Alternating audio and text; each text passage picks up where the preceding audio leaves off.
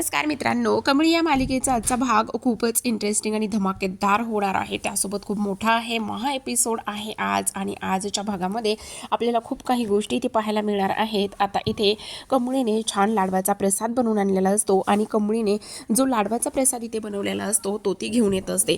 आता इकडे मात्र जामिनी आणि त्याचसोबत अनिका ह्या वेगळ्याच गोष्टीचा इथे विचार करत असतात. आता ती म्हणत असते, तू बघितलंस का आता कामिनीचा एक डाव म्हणजेच की वर्मावर बरोबर घाव असा इथे विचार ती करत असते. ह्या सगळ्या गोष्टींचा तिने इथे विचार केल्यानंतर आता इकडे जो कमळीने प्रसाद बनवून आणलेला असतो तो प्रसाद इथे आता देवासमोर दाखवलेला असतो. आणि प्रसाद देवाला दाखवल्यानंतर इकडे आता कमळीने तो सगळा प्रसाद जो आहे तो प्रत्येकाला वाटायला सुरुवात केलेली असते. आता इकडे कामिनी आणि रागिणीने सुद्धा तो प्रसाद घेतलेला असतो. जेव्हा ते आता इथे प्रसाद घेतात आणि प्रसाद घेतल्यानंतर इकडे मात्र लगेचच सगळ्यांना तो प्रसाद इथे ते देत असतात. आता हा प्रसाद दिल्यानंतर इकडे मात्र सगळ्यात महत्त्वाची गोष्ट अशी झालेली असते प्रेक्षकांनो, ती म्हणजेच की इकडे कामिनीने आणि त्याचबरोबर रागिणीने त्या प्रसादामध्ये केरोसिन मिक्स केलेलं असतं. सगळेजण प्रसाद खायला लागतात तर इकडे मात्र कामिनी जोरातच उठून उभी राहते.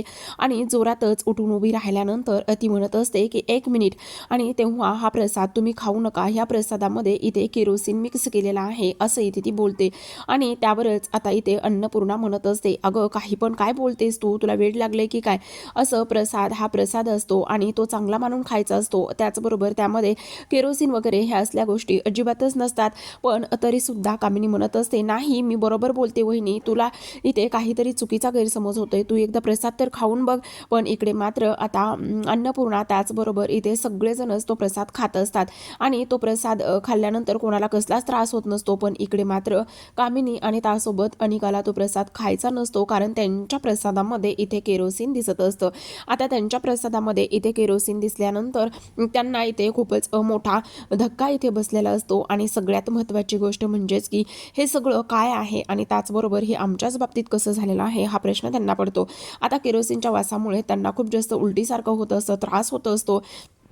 आणि हा सगळा काही त्रास इथे होत असताना आता त्या अगदीच पाणी पित असतात आणि त्याचबरोबर सतत वॉशरूमला सुद्धा जात असतात. आता लगेचच कामिनी म्हणत असते, पण त्या प्रसादाचा फक्त आणि फक्त इथे आपल्यालाच त्रास कसा झाला, तो प्रसादाचा कोणालाच आणि कसलाच त्रास झाला नाही, मग आपल्यालाच इथे त्रास कसा झाला असा विचार त्या करत असतात. आता इकडे मात्र कमळी आलेली असते आणि कमळी म्हणत असते, हो तो तुम्हालाच त्रास होणार होता आणि तुम्हालाच तो त्रास झालेला आहे. कारण इथे त्या विचारत असतात हे सगळं कसं झालं. त्यावरच आता कमळी म्हणत असते, का नाही ओरान. आणि ज्यावेळेस आता इकडे कमळी सत्य सांगत असते की तुमच्या प्रसादामध्ये मी मुद्दामूनच इथे केरोसिन ठेवलं होतं. आता लगेचच इकडे कामिनी तिच्यावरती हात उचलण्याचं काम करत असते. आता मात्र इकडे जी निंगी आहे, कमळी आहे, ती तिचा जशाला तसाच हात जो आहे तो इथे पकडत असते. आणि हा जो हात आहे जो जशाला तसाच हवेमध्ये पकडल्यानंतर इकडे मात्र ती म्हणत असते, जर आता हा त्रास तुम्हाला होतोय तर तुम्हाला एवढं वाईट वाटत आहे, पण हाच त्रास जर इथे दुसऱ्यांना होत असता तर तुम्हाला वाईट वाटलं नसतं का, असा इथे ती विचार करत असते. आता मात्र इकडे तू समजतेस कोण स्वतःला. आणि त्यावरच आता इकडे कमळी म्हणत असते, तुम्हाला मी आतापर्यंत गावरान आणि त्याचबरोबर कोल्हापुरी इंगा जो आहे तो इथे दाखवला नाही, त्यामुळे इथे तुम्ही गपचूप राहा आणि शांत राहा. तुम्ही ह्या सगळ्या गोष्टी का आणि कशासाठी करत आहात हे तर मला माहिती नाही, पण सगळ्यात महत्त्वाची गोष्ट म्हणजेच की आता इथे एक झालेली असते. आणि ती म्हणजेच की कमळी म्हणत असते, मी फक्त आणि फक्त इथे का आणि कशासाठी गप्प आहे, तर फक्त आणि फक्त इथे ज्या आजी आहेत ना त्यांच्यासाठी मी फक्त गप्प आहे आणि त्यामुळेच मी इथं शांत बसत आहे. पण जर तुम्ही असंच काहीसं करत राहिलात तर मग तुम्हाला मी चांगलाच धडा शिकवेन. त्यासोबतच ह्या अनेकाचं तरी वेगळी गोष्ट आहे, पण मला एक गोष्ट इथे समजत नाही की आजी तुमचं तर वय झालेलं आहे आणि तुमचं इथे वय झालेलं असून सुद्धा तुम्ही या पद्धतीने असं वागत आहात, हे मला इथे समजतच नाही. हा सगळा काय प्रकार आहे असं इथे ती बोलत असते. आता मात्र इकडे कमळी म्हणत असते, मी फक्त आता अन्नपूर्णा आजीमुळे गप्प बसते, पुन्हा जर माझ्या वाटेला जाल तर इथे माझ्यासारखं वाईट काहीच नसणार आहे. त्यामुळे इथून पुढे विचार करताना आणि माझ्यासोबत ज्या काही गोष्टी इथे कराल ना त्या जरा विचार करून करा, असं आता कमळीने चांगलंच धमकावलेलं असतं. आता कमळीने धमकवल्यानंतर इकडे लगेचच त्या आता जायला निघालेल्या असतात. त्या जात असतात तर लगेचच अन्नपूर्णा ज्या आहेत त्या देवीच्या मंदिरामध्ये ओटी आणि त्याचबरोबर प्रसादासाठी चाललेल्या असतात. इकडे त्या चाललेल्या असतात. आता कमळी आणि निंगी सुद्धा हॉस्टेलवर जाताना दिसतात. त्यावरच अन्नपूर्णा म्हणत असतात, अगं हे काय तुम्ही चाललात कशा? जेवण झाल्याशिवाय अजिबातच कोणी कुठेही जायचं नाही. त्यावरच आता इकडे निंगी आणि कमळी म्हणत असतात, नाही आजी, आम्ही आता जातो, आम्हाला खूप उशीर झालेला आहे, आम्ही बऱ्याच वेळी इथे आहोत, त्यामुळे आता आम्ही गेलेलं बरं. पण इकडे अन्नपूर्णा म्हणत असतात, नाही, तुम्ही जेवल्याशिवाय कोणी कुठेही जायचं नाही, असं इथे त्या बोलतात. आता ह्या सगळ्या गोष्टी इथे बोलल्यानंतर शेवटी इकडे मात्र पर्याय शिल्लक राहिलेला नसतो आणि पर्याय शिल्लक राहिल्यानंतर नसल्यामुळे आता इकडे त्यांना जावंच लागणार, थांबावं लागणार असतं. आता लगेचच ह्या दोघी इथे थांबतात. ह्या दोघी इथे थांबल्याबरोबरच आता राधिका आणि त्याचबरोबर इथे प्राजक्ता ह्या दोघी म्हणत असतात की आता एक काम करूयात की काही जरी झालं तरी सुद्धा आपण इथे एकत्र जेऊयात, चल, असं म्हटल्यानंतर आता इकडे लगेचच ह्या त्यांच्यासोबत जेवायला जातात. पण कामिनी लगेचच तिथे येते. कामिनी तिथे आल्याबरोबरच ती म्हणत असते, नाही नाही, ह्या आमच्या स्पेशल पाहुण्या आहेत आणि ह्या आमच्या स्पेशल पाहुण्या असल्याकारणाने आता एक गोष्ट आपल्याला करायची आहे आणि ती गोष्ट म्हणजेच की इथे यांच्यासाठी स्पेशल अशी जागा आहे.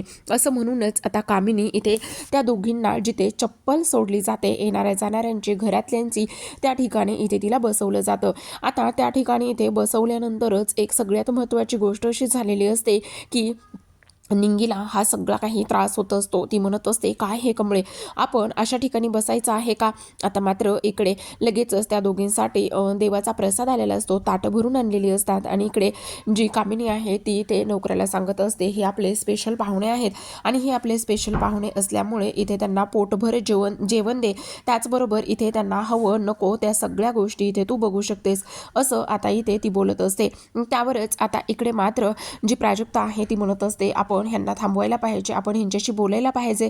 पण त्यावर लगेचच आता इथे राधिका तिला थांबवते आणि ती म्हणत असते, हे बघ, हा सगळा जो काही मॅटर आहे तो त्यांच्या घरचा आहे, त्यामुळे आपण आता इथे त्यांच्या कुठल्याच घरच्या ह्या मॅटरमध्ये नाही बोलू शकत, त्यामुळे आपण गपचूप जेऊया. हे जर सगळं आईला कळलं तर आई आपल्याला ओरडतील, असं आता राधिका म्हणत असते. आता राधिका ह्या सगळ्या गोष्टी म्हटल्यानंतर इकडे मात्र दुसऱ्या बाजूला सगळ्यात महत्त्वाची गोष्ट इथे झालेली असते, ती म्हणजेच की कमळी जेवायला बसते आणि तेवढ्यातच तिला आता तिच्या आईची खूप आठवण येत असते.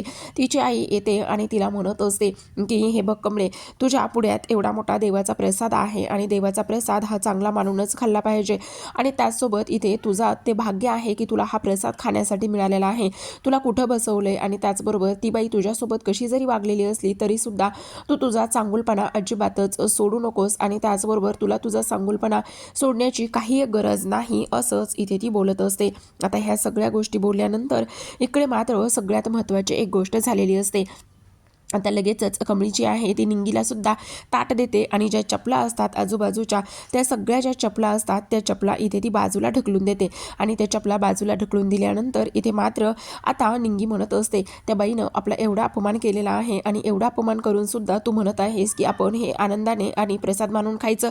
त्यावरच आता कमळी तिला समजावते आणि म्हणत असते, हे बघ निंगे, प्रत्येकाची वागण्याची, बोलण्याची आणि त्याचबरोबर विचार करण्याची पद्धत वेगवेगळी आहे, त्यामुळे आपण इथे प्रत्येकाला नाही सांगू शकत असं कर तसं कर म्हणून. त्यामुळे मला असं वाटतंय की हे बघ, आपल्याला हा प्रसाद मिळालेला आहे ना, तो कुठे खायचा, काय करायचा, तो गोड म्हणून खायचा, हे सगळं आपल्या हातात आहे. त्यामुळे त्या आपल्यासोबत तसं वागल्या म्हणून आपण त्यांच्यासोबत तसं वागायचं नाही, अजिबातच नाही. त्यामुळे आता जो काही त्यांनी इथे प्रसाद दिलेला आहे तो आपण आता इथे आनंदाने आणि गोड मारून खाल्ला पाहिजे. चल, खायला सुरुवात कर.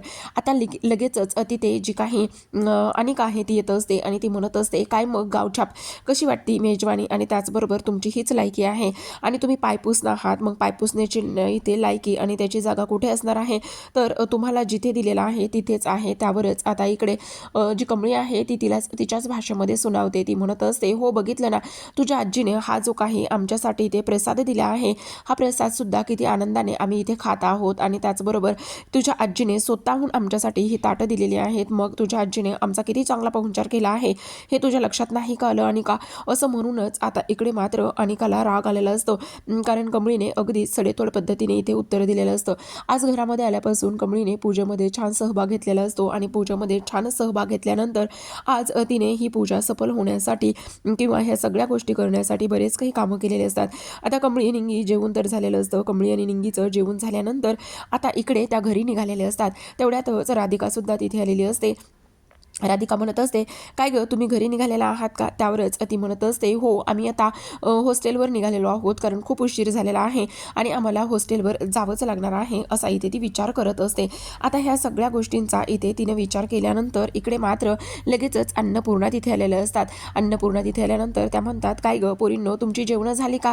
त्यावरच ती म्हणत असते, हो आजी आमची जेवणं झालेली आहेत, पण आता इथे अच्छा पोटभर जेवलात ना? त्यावरच ती तिला म्हणत असते की तुम्ही इथे थांबलात थोड्या वेळासाठी तरी सुद्धा चालेल, पण इकडे लगेचच ती म्हणत असते की नाही इथे आता आम्हाला जास्त वेळ इथे थांबता येणार नाही, कारण खूप उशीर झालेला आहे.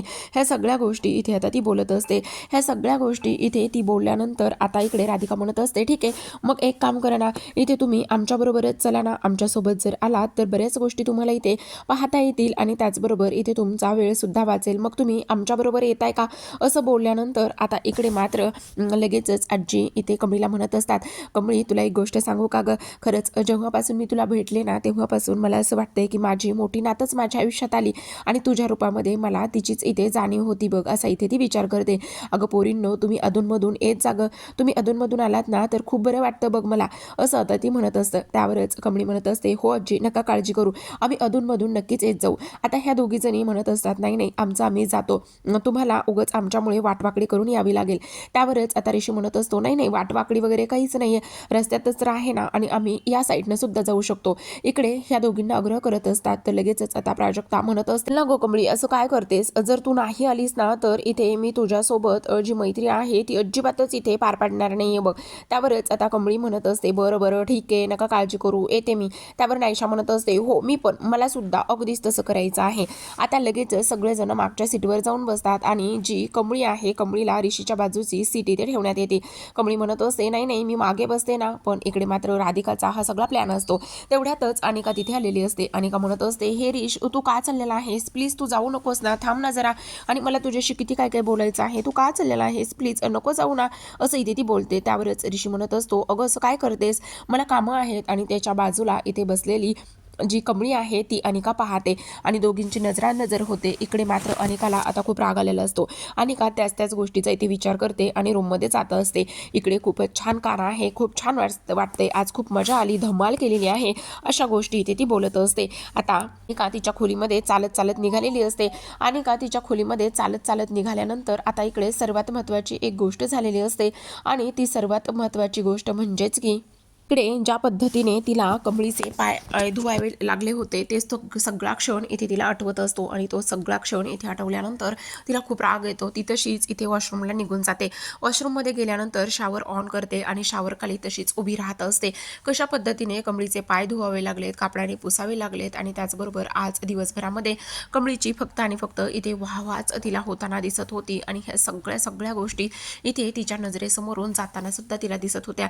तिला खूप राग येत होता, वाईट वाटत होतं. आता शावरमध्ये ती भिजत असते आणि शावरमध्ये भिजून सुद्धा तिला आता पाण्यामध्ये बसायचं असतं, म्हणूनच तिथे बाजूला असलेला जो टप आहे त्यामध्ये ती जाऊन बसते आणि पाणी ऑन करत असते. इकडे मात्र आता ती पाण्यामध्ये भिजत असते तर जो राजन आहे, राजन अनिका म्हणून तिला शोधत आलेला असतो.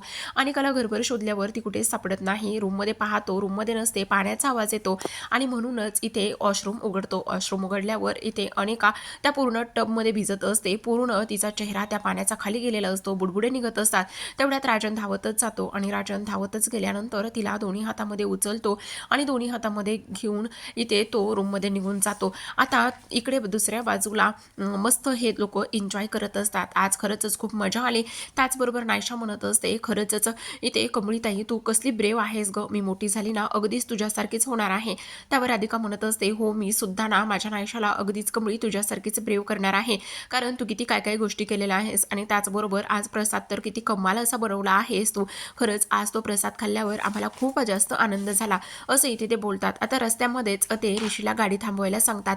तेव्हा ऋषी म्हणतो का काय झालेलं आहे. तेव्हा इथे राधिका आणि त्याचबरोबर प्राजक्ता नायशा तिथे बाजूला असलेल्या मंदिरामध्ये ती लोक जात असतात आणि इकडे मात्र दुसऱ्या बाजूला आता इकडे अनिका फ्रेश झालेली असते आणि राजन तिचे केस सुके करून देत असतो. पूर्ण पाण्यामध्ये भिजली होती, असं कोणी वागतं का, असं कोणी करतं का, आणि काय झालं तुला एवढं पाण्यामध्ये भिजायला. तेव्हा ना इथे अनिकाला आठवतं कशा पद्धतीने इथे कमळी ऋषीच्या बाजूने बसली होती. त्यावरच आता इकडे अनिका म्हणत असते, डॅडा तू आज पाहिलेस ना दिवसभरामध्ये त्या कमळीने किती काय काय गोष्टी केलेल्या आहेत. ती माझ्या डोक्यामध्ये गेली आणि आज तिला माझे पाय धुवावे लागले. ती एक कोण गावछाप आहे, पाय किती डर्टी आणि मला ते धुवावे लागले. त्यामुळे मला हे अजिबात सहन झालेलं नाही. त्यावरच राजन तिला समजावत असतात आणि म्हणत असतात, अगं असं काय करतेस, हे बघ हा फक्त आणि फक्त इथे एक विधी होता आणि तोच विधी इथे करण्यात आलेला आहे. त्यामुळे प्लीज तू आत्ता ह्या सगळ्या गोष्टींचा इथे विचार का करतेस. त्यावरच आता ती म्हणत असते, डॅडा फक्त हा तुझ्यासाठी एक विधी असणार आहे, पण हा विधी माझ्यासाठी नव्हता. हे माझ्यासाठी एक अपमान होता. ती दररोज इथे ह्याच पद्धतीने करते आणि त्याचबरोबर आता इकडे मात्र राजनला खूप टेन्शन आलेलं असतं. राजन विचार करतो की नाही, ह्या मुलीला कशा पद्धतीने समजून सांगावं, काय करावं हेच मला इथे कळत नाही. आता इकडे मात्र दुसऱ्या बाजूला त्या दोघी जणी तर मंदिरामध्ये निघून गेलेले असतात आणि ह्या दोघी जणी इकडे मस्त एन्जॉय करत असतात. आता इकडे जो सनरूप आहे तो इकडे निंगी पाहते आणि म्हणत असते, वाव ऋषी सर, तुमच्या गाडीला तर सनरूप सुद्धा आहे, कसलं कमाल आहे ना. खरं तर तो म्हणत असतो, मग नुसतं बघणारच आहेत का इथे एन्जॉय सुद्धा करणार आहेत, मी ओपन करू का, असा इथे तो विचार करतो. त्यावर लगेचच ती म्हणत असते, हो चालेल ना, नक्कीच इथे तुम्ही ओपन करू शकता. आणि त्याचबरोबर इथे लगेचच ऋषी सनरूप ओपन करतो आणि ह्या दोघी जणी छान अशा उभा राहतात. इकडे ऋषी मात्र खूप जास्त आनंदामध्ये असतो, कारण आज कमळीच्या चेहऱ्यावरचा जो आनंद आहे तो त्याला इथे पाहता आलेला असतो.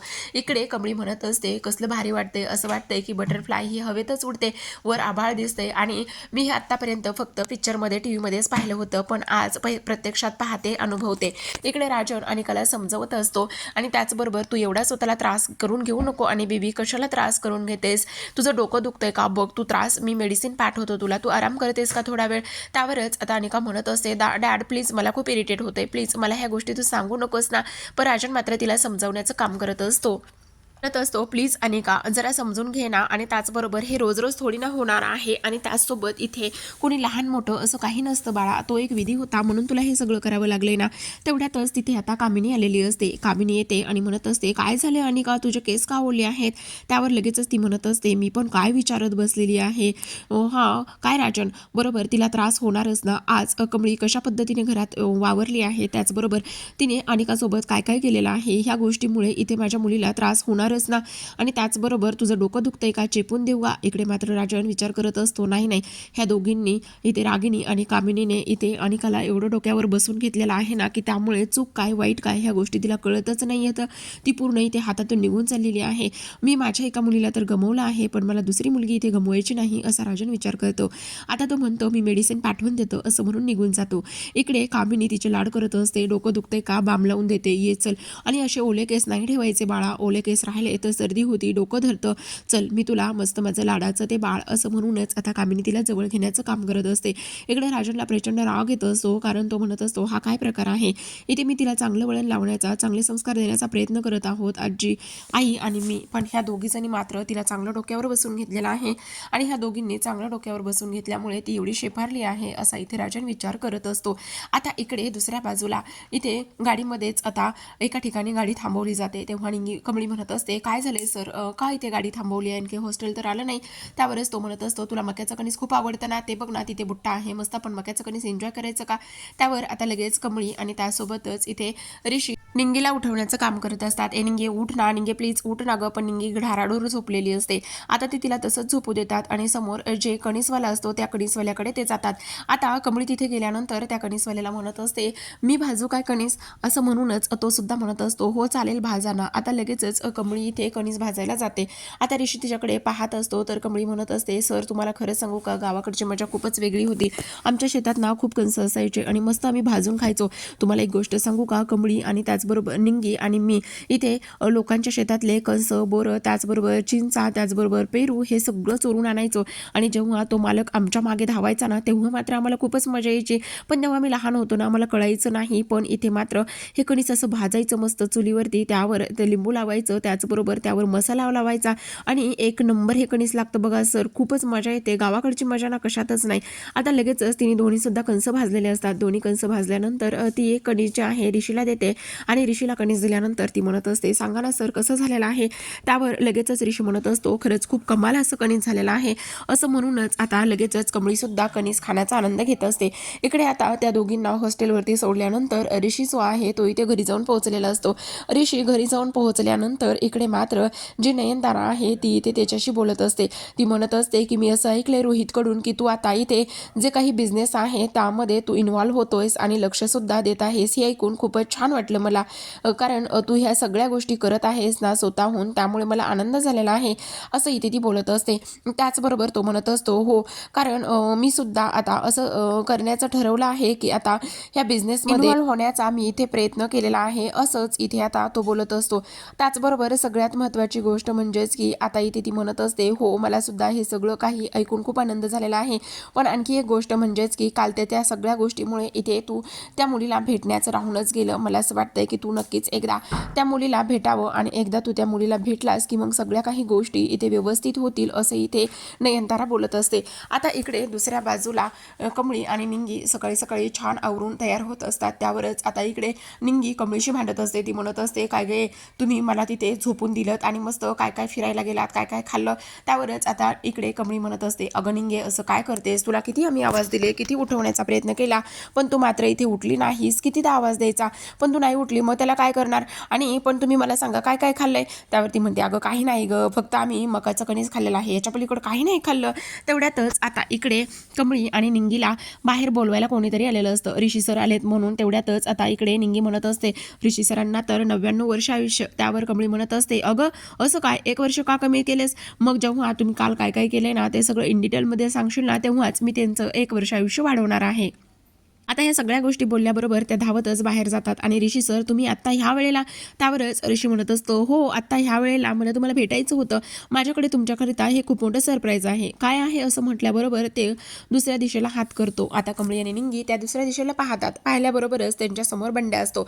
बंड्याला पाहिल्यानंतर ह्या तिघी सुद्धा नाचायला सुरुवात करत असतात. ऋषी म्हणत असतो, अगं काय काय जरा हळू हळू हळू नाचा. पण इकडे मात्र ते ऐकत नसतात आणि खूपच कमाल धमाल इथे बंड्याला पाहिल्यानंतर ही लोक करत असतात. आता इकडे बंड्या तू कसा आहेस. कमळी निंगी दोघी सुद्धा त्याला विचारतायस आणि आई आबा कसे आहेत. त्यावर लगेचच तो म्हणत असतो, मी पण बरा आहे, त्याचबरोबर आई आबा हे सगळेजण बरे आहेत, तुम्ही दोघ्या कशा आहात. त्यावरच त्या म्हणत असतात, आम्ही सुद्धा एकच नंबर आहोत, कमाल आहोत. कधी आलास, कसा आलास, कुठे होतास, हे सगळे प्रश्न विचारल्यानंतर आता तो म्हणत असतो, अगं जरा जरा जरा धीर घ्या, मला सांगू तरी द्या नेमकं काय आहे आणि मी कुठे होतो, कशा पद्धतीने आलेलो आहे हे सगळं सांगतो ना. हे बघ पण तुम्ही मला कशा आहात ते सांगा, पण माझ्याकडे तुमच्याकरिता एक खूप मोठं सरप्राईज आहे. आता सरप्राईज काय आहे असं विचारल्याबरोबरच तो इथे म्हणत असतो, बघायचे तुम्हाला सरप्राईज, खूपच इंटरेस्टिंग आणि कमाल असं सरप्राईज आहे असं इथे तो म्हणत असतो. आता लगेचच तो इथे सरप्राईज घेऊन येतो. आता सरप्राईज घेऊन आल्यानंतर इथे आता ह्या दोघी जणी खूपच जास्त खुश होत असतात. कमळीची आठवण म्हणजेच की ही जी सायकल आहे ती सायकल असते. तर इकडे आता सकाळी उठल्यापासूनच अनिका ऋषीला कॉल करत असते, पण ऋषी मात्र तिचा कॉल घेत नसतो किंवा कुठल्या टेक्स्टलाही तो रिप्लाय करत नसतो. त्यामुळेच आता अनिकाची चिडचिड होत असते. आज तर संडे आहे, आज सुट्टीचा दिवस आहे, मग हरीश कुठे आहे, कॉल का घेत नाहीये आणि माझ्या इथे कुठल्याच मेसेजला रिप्लाय का देत नाही असा इथे ती विचार करत असते. तेवढ्यातच तिथे रागिनी येते. रागिनी तिथे आल्याबरोबरच इथे म्हणत असते, काय झाले आणि बेबी तू अशी का आहेस. त्यावरच ती म्हणते, मम्मा बघ ना आज संडे आहे आणि आज संडे असून सुद्धा ऋषी माझ्या कुठल्याच फोनला रिप्लाय देत नाही, टेक्स्टला रिप्लाय देत नाही, मी किती फोन केले. त्यावर रागिनी म्हणते, अगं असं काय करतेस, तूच तर म्हणतेस ना संडे आहे, मग तो आरामात झोपला असेल. त्यावरच आता कामिनी तिथे येते, म्हणते हो अगदीच बरोबर आहे, संडे आहे म्हटल्यावर झोपला असेल ना, आराम करू दे. नाही नाही मला असं वाटतंय की तो नक्कीच त्या गावछापकडे गेला असेल, त्या कमळी आणि टिंगीकडे, कमळी टिंगळीकडे असं ती बोलते. त्यावरच आता कामिनी म्हणते की तसं काही नाही ग, ऋषी हा जो आहे ना तो शहरामध्ये वाढलेला आहे, त्यामुळे तो त्या मुलींच्या मागे पडणार नाही. पण इथे अनिका म्हणत असते, पण डॅडाने काय केलं, तो पण शहरातलाच होता, मग इथे डॅडाची पहिली वाईफ ही गावाकडचीच आहे ना. त्यावरच आता इकडे रागिणीला थोडंसं वाईट वाटलेलं असतं. ती म्हणत असते, सॉरी मम्मा मला तसं नव्हतं बोलायचं ग. इकडे आता हे दोघी सुद्धा इथे बंड्या आणि ऋषीला हॉस्टेलच्या खोलीमध्ये घेऊन आलेले असतात. बंड्या इथे हॉस्टेलच्या खोलीमध्ये आल्यानंतर आजूबाजूला सगळीकडे पाहतो आणि लगेचच तिथे खाली बसतो आणि म्हणत असतो, वा वा वा वा कसली छान रूम आहे, कसलं मस्त हॉस्टेल आहे, खरं कमाल आहे ना असं इथे तो बोलत असतो. इकडे मात्र आता जी निंगी आहे ती म्हणत असते तुला आवडलं ना, पण इथे तो म्हणतो बघ ना काय काय दिलेलं आहे, सर्व आईनं तुझ्यासाठी खूप काही काही गोष्टी, खूप काही काही वस्तू इथे दिलेल्या असतात. इकडे मात्र आता आबा कशा आहेत असं ती विचारत असते आणि तेव्हाच इथे बंड्याला विचार येतो मनामध्ये, मी कशा पद्धतीने आबांचं अंत्यसंस्कार केले, कशा पद्धतीने त्यांच्या चितेला इथे मी अग्नी दिलेली आहे, हे सगळं काही त्याला इथे आठवत असतं. तर इकडे मात्र कमळी खुश असते, तिला आबांबद्दल जाणून घ्यायचं असतं, पण आता इकडे मात्र बंड्या काहीच सांगू शकलेला नसतो. तर प्रेक्षकांनो, अशाच नवनवीन मालिकांचे जाणून घ्यायचे असतील, पाहायचे असतील तर नक्की चॅनलला सबस्क्राईब करा, त्यासोबत बेल आयकॉन प्रेस करा. पुन्हा भेटूयात अशाच एका नवीन रिव्ह्यू सोबत. तोपर्यंत पाहत रहा कमळी. आजचा हा धमाकेदार महा एपिसोड होता प्रेक्षकांनो, त्यामुळे नक्कीच एन्जॉय करा. धन्यवाद.